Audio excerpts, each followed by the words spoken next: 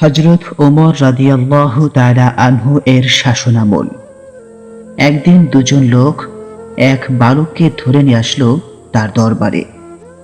খলিফাতুল মুসলিমিন হযরত ওমর রাদিয়াল্লাহু তাআলা আনহু তাদের কাছে জানতে চাইলেন যে ব্যাপার কি, কেন তোমরা একে এভাবে ধরে নিয়ে এসেছো। তারা বলল, এই বালক আমাদের পিতাকে হত্যা করেছে।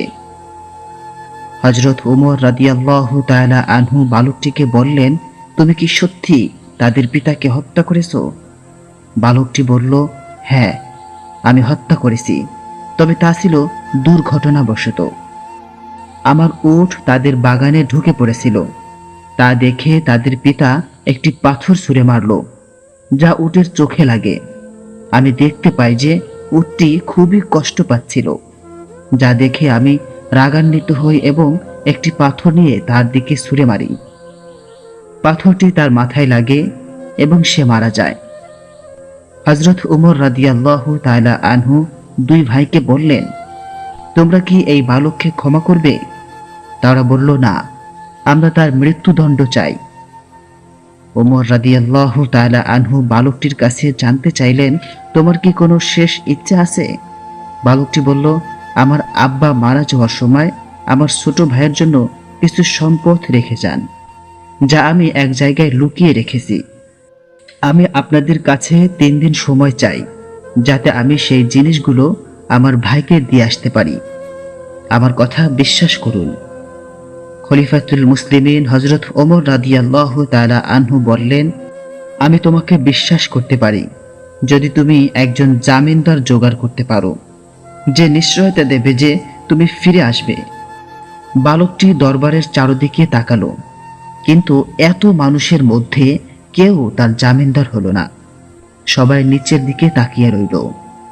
হঠাৎ দরবারের পেছন থেকে একটি হাত উপর দিকে উঠল।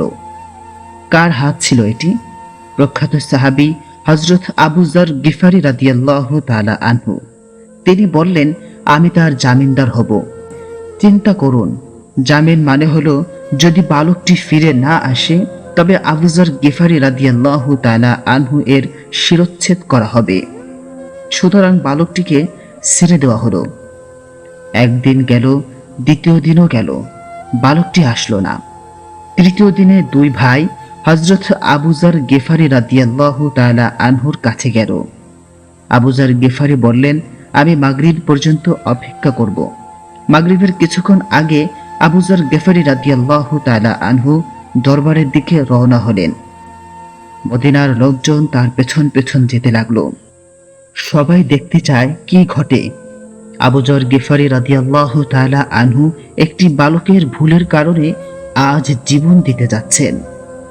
হঠাৎ আজানের কিছুক্ষণ আগে বালকটি দৌড়ে আসলো। লোকেরা সবাই অবাক হয়ে গেল। ওমর রাদিয়াল্লাহু তাআলা আনহু বললেন, হে বালক, তুমি কেন ফিরে এসেছো? আমি তো তোমার পিছনে কোনো লোক পাঠাইনি। কোন জিনিসটা তোমাকে ফিরিয়ে আনলো?